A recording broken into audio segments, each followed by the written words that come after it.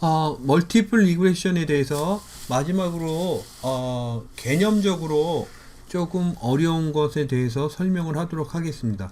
지금 이 개념은 선생님이 미디어 스태티스틱스 시간 지나고 미디어 아날리틱스 시간 때 학기 초에 다루도록 할 예정인데, 그 이전에 여러분들이 멀티플 리그레션에 대해서 개념적으로 이해를 했으니까 이런 부분에 대한 염두를 두어야 된다라는 뜻으로 설명을 하는 것입니다. 그래서 다음에 다른 수업 미디어 아날리틱스 수업을 들으면 다시 설명을 좀 더 자세하게 들을 수 있을 내용입니다.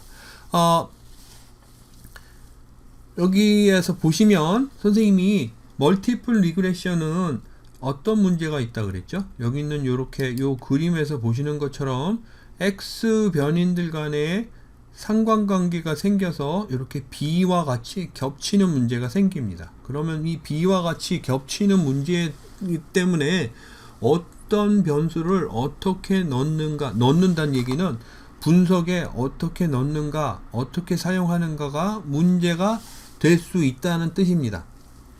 그래서 여러 가지 방법이 생깁니다. 그래서 멀티플 리그레션의 대표적인 방법은 여기서 보시는 것처럼 스태티스티컬 리그레션 메소드가 있고, 시퀀셜 리그레션 메소드, 혹은 하이라키컬 리그레션 메소드, 혹은 블락 메소드, 이런 것들이 있습니다. 그죠? 요거 두 개에 대해서 잠깐 설명을 하도록 하겠습니다. 통계학적인 리그레션 메소드는요, 포워드 메소드가 있고, 여기 포워드 셀렉션이 있고, 백워드 엘리미네이션 메소드가 이렇게 있고, 스텝 와이즈 세 가지가 있다고 여기 이렇게 돼 있습니다. 요건 뭐냐면은 독립변인이 여러 개면은 처음에 가장 상관관계가 높은 거부터, 뭐냐면은 X변인들이 여러 개가 있잖아요. 그죠? 그럼 여기 선생님이 요거 판서로 설명을 하는 게 더 낫겠네요.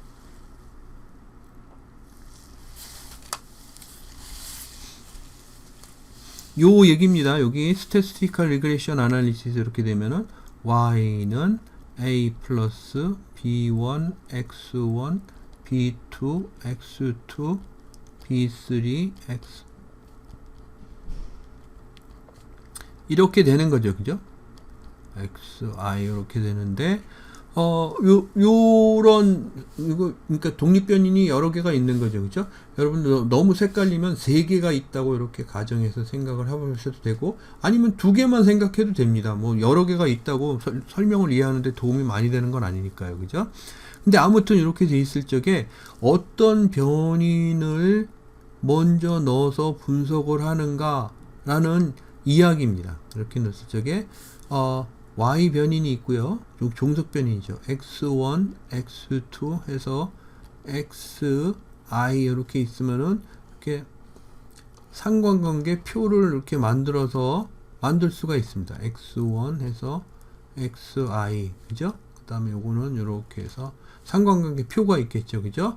요 표에서 y 종속 변인과 상관관계가 제일 높은 그런 독립변인 순서대로 차례대로 넣는 것을 포워드 셀렉션이라는 이야기입니다. 그죠? X 변인들 중에서 종속 변인인 Y와 상관관계가 가장 높은 변인부터 투입되어 회귀 계산이 수행된다. 이런 뜻입니다. 그죠? 백워드 엘리미네이션은 먼저 모든 독립변인이 다 분석에 들어갑니다. 그래서 Y는 해서 X1, X2 해서 모든 게 다 넣어서 이걸 가지고 분석을 합니다. 그죠? 분석을 하면 어떤 거는 영향력이 있고 어떤 변이는 영향력이 없고, 요거 B 테스트, B에 대한 T 테스트를 가지고서 한다고 그랬죠. 그죠? 영향력이 있고 없고 이런 것들이 결정이 이렇게 되겠죠. 그죠? 그게 이제 모두 다 넣는다는 의미가 그런 의미입니다.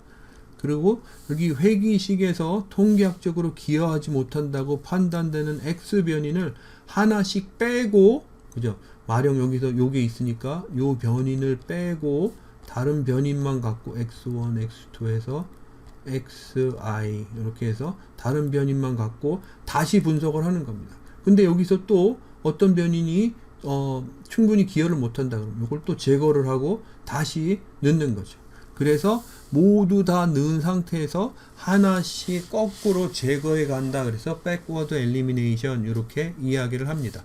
그래서 이런 방법이 있고 이런 방법이 있고 그 다음에 스텝 와이즈는 forward와 똑같은 방식인데 투입된 변인의 설명력을 계산해서 버릴 것인지 취할 것인지 결정한다. 이 설명력은 뭐죠? 설명력은 y 총 분산이 y sum of square 이렇게 있으면은 x 이렇게 x1의 설명력, 요 설명력을 이야기합니다. 요 설명력이 충분히 큰지 안 큰지 해서 크지 않다 그러면 버리고 크다 그러면 취하고 뭐 이런 것들을 판단하는 근거로 쓰인다 이런 얘기입니다. 그 다음에 sequential은요, 여기 있는 것들은 요 세 개는 말이에요, 독립변인인 x1들을 이렇게 모두 다 한꺼번에 넣는다든지 이렇게 해서 하나씩 넣고 두 번째는 두 개를 동시에 넣고 세 번째는 세 개를 동시에 넣고 요건 forward selection 같은 경우에 그렇죠, 그죠? 처음에 제일 높은 거 하나 넣고 두 번째 두 개를 같이 넣어서 분석을 해보고 세 번째는 세 개를 같이 넣어서 분석해보고 이렇게 같이 넣어서 분석하는 거죠, 그죠? 근데 이 sequential regression은 말이에요, 뭐냐면은 독립변 x만 따로 놓고 분석을 한 다음에 x가 설명한 거를 이렇게 제거해서 없애버립니다.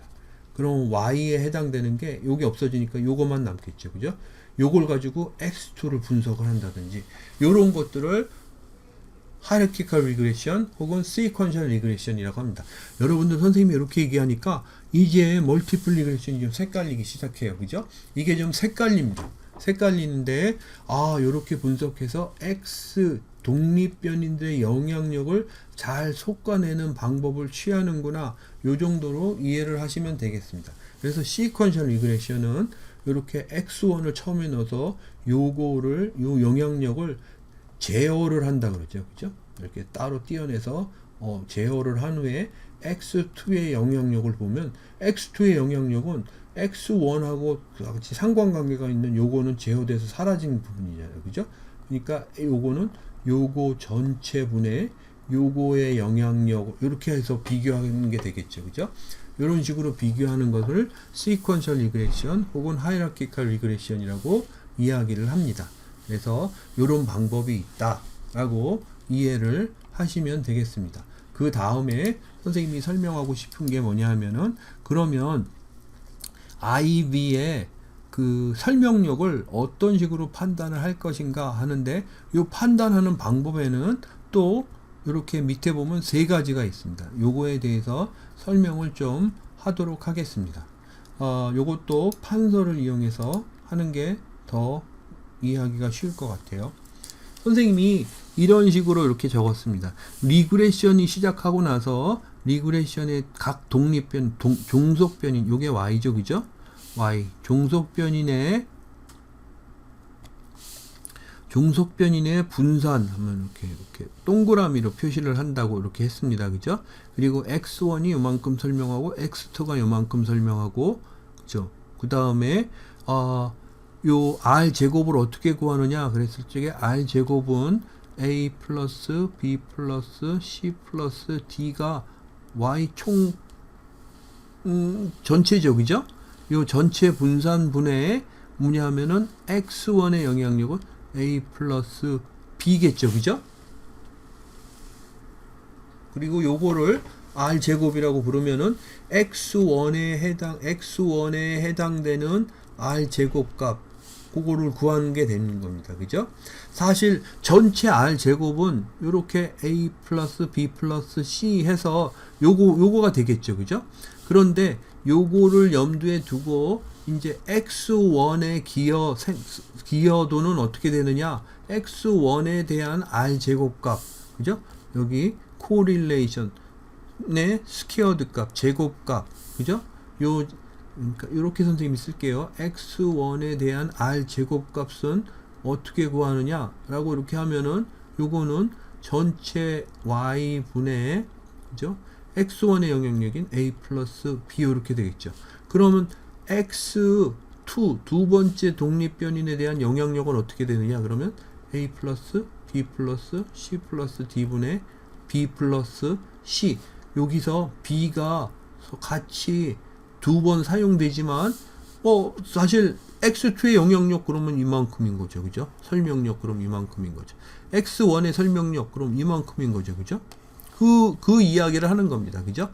요렇게 각각 독립변의 영향력을 보는 선생님이 여기 시퀀셜 적었는데 시퀀셜은 당분간 무시하세요.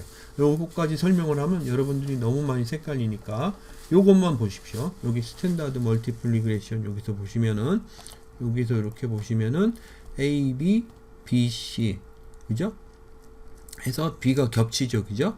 근데 이렇게 해서 R 제곱값을 비교해 보는 거를 제로 오더 코릴레이션에 기반해서 R 제곱을 본다 라고 이해를 하시면 되겠습니다. 제로 오더 R 제곱 이렇게 불러도 되고요. 제로 오더 코릴레이션에서 R 제곱 값을 구해서 본다 라고 해서 이렇게 보시면 부르면 되겠습니다. 근데 이 방법의 단점은 B가 중복돼서 생각된다는 거죠. 그죠?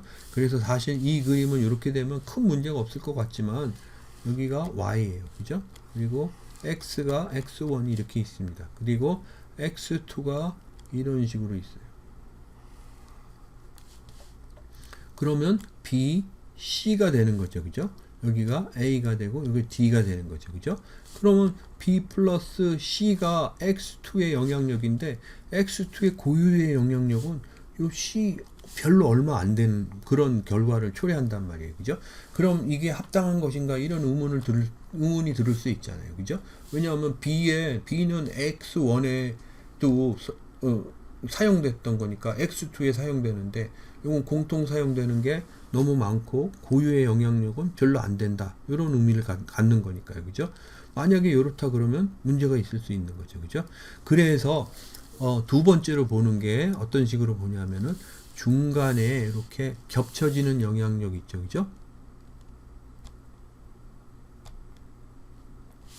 중간에 겹쳐지는 영향력은 여기 B가 이만큼이 겹쳐지는 데입니다. 그죠? 요거는 빼고 보는 겁니다. 그러면 어떻게 될까요? X1에 대한 영향력, 설명력을 본다 그러면은 그거의 R 제곱값, X1의 R 제곱값은 A 플러스 B 플러스 C 플러스 D분의 뭐가 되냐면은 A가, 그죠? 여기 공통된 영향력 그냥 빼고 보는 거죠. 독립적인. 그러면은 X2의 영향력은 C죠. C 나누기 A 플러스 B 플러스 C분의 D. 그죠? 여기 있는 요거 요렇게 보는 거를 뭐라고 부르냐 하면은 세마이 파셜 코릴레이션에 기반한 R 제곱 값을 본다 라고 이렇게 얘기합니다. 그래서 요걸 세마이 파셜이라고 이렇게 부르죠. 또 다르게 보는 방법은 말이에요. 뭐냐면은 아예 A 플러스 D 그래서 X1에 대해서 영향력, 설명력을 이야기할 적에는 R 제곱해서 X1에 대한 영향력 설명할 적에는 X2에 해당되는 전체 부분을 Y에서도 다 제거해서 빼는 겁니다. 그죠? 이걸 없는 거 취급을 하는 거죠. 그죠? 없는 거 취급을 하면은 Y 총 분산에 해당되는 거는 A 플러스 D 요거만 남겠죠. 그죠? 그것분의 A를 보는 거죠. 그리고 X2에 대한 영향력은 뭐죠? X1 요걸 빼서 보는 거죠. 그죠? 그러면은 B 플러스 C 플러스 D분의 뭐가 되는 거죠? C가 되는 거죠. 그죠? 그렇죠? 그래서 이렇게 X 독립변의 영향력을 보는 방법도 세 가지가 있다 라고 보시면 되겠습니다.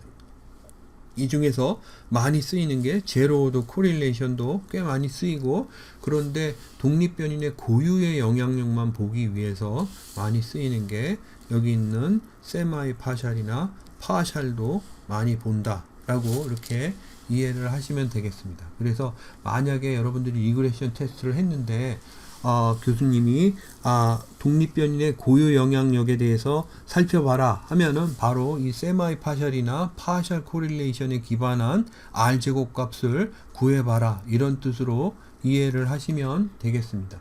그래서 선생님이 요거에 대한 설명을 여기에 이렇게 한 거라고 보시면 되겠습니다.